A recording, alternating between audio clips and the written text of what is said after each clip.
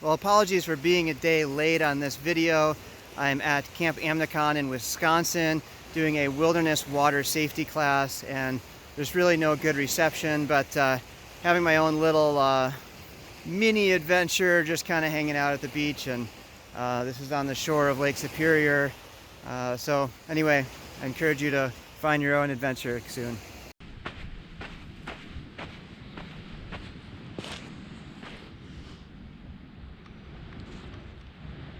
So one of the things I like to remind people of is that your adventure does not need to be a Red Bull adventure.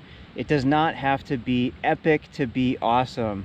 That you can just do something that you haven't done before, or done in a while, something that brought you joy before, something that's a little new, and it can be just sitting somewhere, climbing a tree, sleeping outside in a hammock. It doesn't have to be crazy, but just doing something different starts that process, gets your brain going, starts you being creative and adventurous and thinking of the next thing. And who knows, you may build up to that epic trip, but it doesn't have to be that. And so I just want to encourage you to consider what your next thing is and comment below. What is it?